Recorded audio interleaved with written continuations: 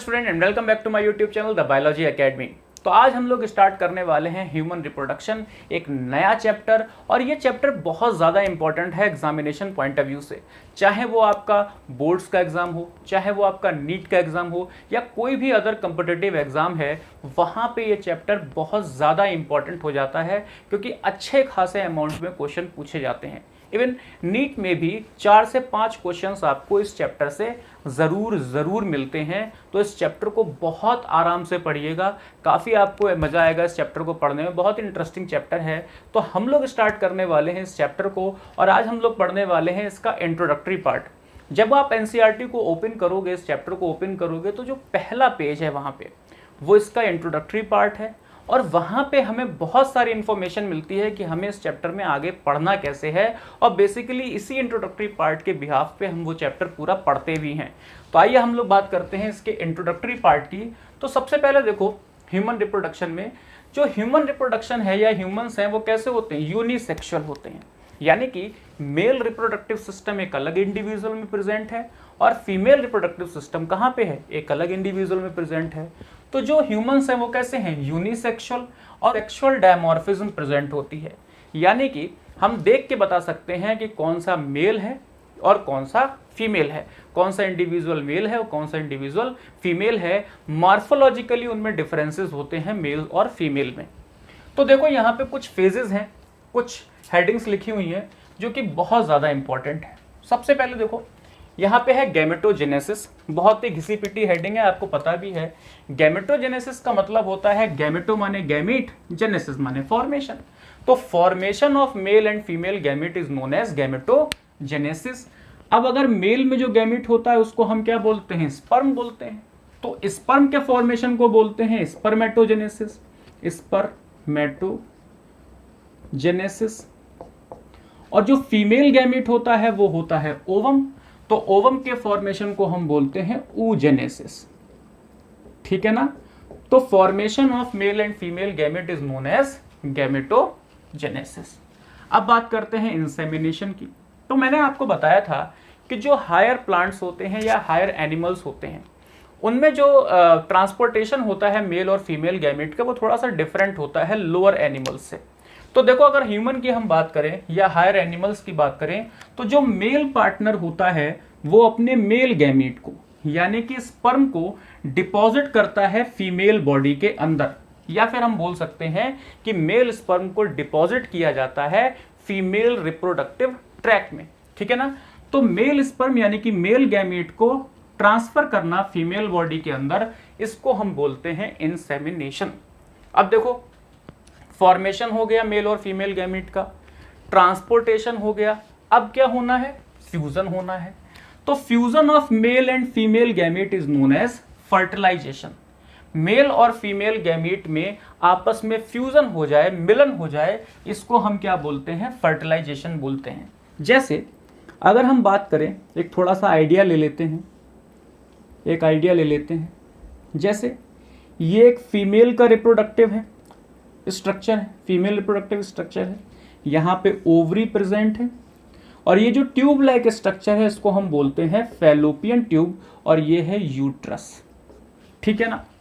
तो देखो, यहाँ इस ओवरी से फीमेल गैमीट रिलीज हुआ, और यहाँ पे एक पार्ट होता है जिसको हम बोलते हैं एम्पुला। अभी याद रखना है रखो, नहीं रखना है तो आपको डिटेल में पढ़ने को मिलेगा। एक पार्ट होता है जिसको हम बोलते हैं एम्पुला, इसी फैलोपियन ट्यूब का।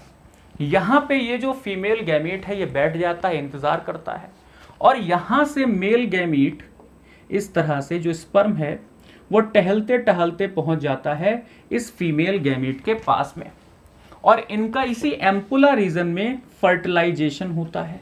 तो देखो, fusion of male and female gamete is known as fertilization, और वो फैलोपियन ट्यूब के एम्पुला रीजन में होता है। बिल्कुल स्ट्रेस मत लेना यहाँ पे याद करने का, अपने आप ही ऑटोमेटिक आपको याद हो जाएगा। ठीक है ना। तो fusion of male and female gamete is known as fertilization. अब देखो, फर्टिलाइजेशन हो गया, तो फर्टिलाइजेशन का जो रिजल्ट होता है वो होता है single cell diploid structure, and that is zygote. तो जब मेल और फीमेल गैमीट आपस में मिलते हैं तो सिंगल सेल डिप्लॉयड स्ट्रक्चर का फॉर्मेशन होता है, यानी कि जाइगोट का फॉर्मेशन होता है। अब देखो इसी जाइगोट में आगे डेवलपमेंट होना है, यानी कि ये जाइगोट कैसा था, एक सिंगल सेल स्ट्रक्चर था। अब इसमें 1 से 2 सेल बनी, 2 से 4 सेल बनी, 4 से 8 सेल, 16 सेल, 32 सेल, यानी कि जो डेवलपमेंट ऑफ जाइगोट है या जो डिवीजन ऑफ जाइगोट है उसको हम क्या बोलते हैं, क्लीवेज बोलते हैं। ये बहुत ज़्यादा इंपॉर्टेंट है। अब देखो इम्प्लांटेशन का मतलब क्या है। जिस दिन फर्टिलाइजेशन हुआ, यानी कि जिस दिन यहाँ पे एम्पुलरी रीजन में मेल और फीमेल गैमीट आपस में फ्यूज हुए, उसके 7th डे, यानी कि ये फर्स्ट डे था, उसके 7th डे 7वें दिन जो ये डेवलपमेंट होता जा रहा है ये बनाता है ब्लास्टोसिस्ट। ठीक है ना, पहले एक सिंगल सेल स्ट्रक्चर था जिसको हमने बोला जाइगोट, उसके बाद में 8 से 16 सेल स्ट्रक्चर तक, यानी कि 2 बने, 2 से 4, 4 से 8, 8 से 16, तो 16 सेल स्ट्रक्चर तक इसको हम बोलते हैं मोरुला स्टेज, और उसके बाद इसको हम बोलते हैं ब्लास्टुला या ब्लास्टोसिस्ट। ये जो टर्म है आपको थोड़ा सा परेशान कर रहे होंगे, लेकिन जैसे जैसे आप चैप्टर में आगे बढ़ेंगे आप इसके यूज टू हो जाएंगे। आप यहाँ पे समझिए कि जो ये डेवलपमेंट हो रहा है, जो डिवीजन हो रहा है जाइगोट का, एक स्टेज आती है इसमें जिसको हम बोलते हैं ब्लास्टोसिस्ट या ब्लास्टुला। तो जो ब्लास्टोसिस्ट स्टेज है वो फर्टिलाइजेशन के 7वें दिन यहाँ पे होती है।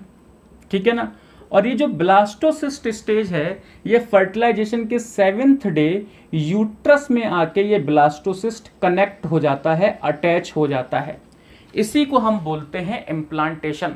आम बोलचाल की भाषा में हम इसको बोलते हैं कि अब गर्भ ठहर चुका है, यानी कि ब्लास्टोसिस्ट अटैच हो चुका है यूटेराइन वॉल से, यूट्रस की वॉल से जो डेवलपिंग एम्ब्रियो है या ब्लास्टोसिस्ट है उसका अटैचमेंट हो जाना, इसको हम बोलते हैं इम्प्लांटेशन। और ये इम्प्लांटेशन होता है 7th डे ऑफ फर्टिलाइजेशन पे, यानी कि फर्टिलाइजेशन के 7वें दिन। आगे की बात करते हैं। अब बात होती है यहाँ पे गैस्ट्रुलेशन की। अब गैस्ट्रुलेशन का मतलब क्या हुआ, देखो ये डेवलपमेंट चल रहा है, ठीक है ना, पहले मोरुला स्टेज बनी, फिर ब्लास्टुला स्टेज बनी। अब ये डेवलपमेंट होते होते एक टाइम ऐसा आता है कि यहाँ पे फॉर्मेशन होता है जर्म लेयर का। फॉर्मेशन किसका होता है, जर्म लेयर्स का फॉर्मेशन होता है। और बच्चों ये 3 तरह की जर्म लेयर हमारी बॉडी में प्रेजेंट होती हैं। कौन कौन सी होती है, एक तो होती है एक्टोडर्म, एक होती है मीजोडर्म और एक होती है एंडोडर्म। तो formation of ectoderm, mesoderm and endoderm is known as gastrulation. और बच्चों यही 3 जर्म लेयर से मिलकर हमारी पूरी बॉडी बनी है, यानी कि सर से के बाल से लेकर पैरों के नाखून तक इन्हीं 3 जर्म लेयर से मिलकर बने हैं। तो formation of germ layer is known as gastrulation. आगे की बात करते हैं। अब देखो गैस्ट्रेशन पीरियड क्या होता है। तो गैस्ट्रेशन पीरियड का मतलब होता है कि जब फीमेल का लास्ट पीरियड आया, यानी कि फीमेल की जो लास्ट मेंस्ट्रुअल साइकिल है वहां से लेकर जब तक बच्चा डिलीवर नहीं हो जाता, वो जो बीच का पीरियड होता है उसको हम बोलते हैं गैस्टेशन पीरियड, या ये हम बोल सकते हैं पीरियड ऑफ एम्ब्रियोनिक डेवलपमेंट। यानी कि कितने दिन लगे उस एम्ब्रियो के डेवलपमेंट में, या वो एम्ब्रियो जितने दिन डेवलप हुआ, जितने दिन गर्भ में रहा, उसको हम बोलते हैं गैस्टेशन पीरियड। और ये लगभग ह्यूमन के केस में होता है 280 दिन, या इसको हम बोल सकते हैं 38 से 40 हफ्ते, या इसको हम बोल सकते हैं 9 मंथ। तो जो गैस्टेशन पीरियड होता है वो कितना होता है, 9 महीने का होता है, 9 मंथ का होता है। अब देखो यहाँ पे एक टर्म है पार्चुरेशन, और आपने इसी से मिलता जुलता टर्म सुना होगा मिक्चुरेशन। तो मिक्चुरेशन टर्म कहाँ का है, एक्सक्रीशन का। पार्चुरेशन का मतलब होता है कि जब बेबी पूरी तरीके से डेवलप हो गया, जब बेबी पूरी तरीके से डेवलप हो गया, यानी कि उसने यूट्रस में अपने पूरे 9 महीने बिता लिए हैं, उसके बाद में जो बेबी की डिलीवरी होती है उसको हम बोलते हैं पार्चुरेशन। तो delivery of baby is known as parturition. तो ये कुछ टर्म्स हैं बेटा, कुछ हेडिंग है जो कि इंट्रोडक्टरी पार्ट में आपको पढ़नी है, और इस चैप्टर में हम इन्हीं को ही डिटेल में पढ़ेंगे, इन सारी चीज़ों को हम डिटेल में पढ़ेंगे। तो नेक्स्ट लेक्चर में हम लोग इसके आगे की बात करेंगे। तब तक के लिए stay safe and stay healthy. जय हिंद।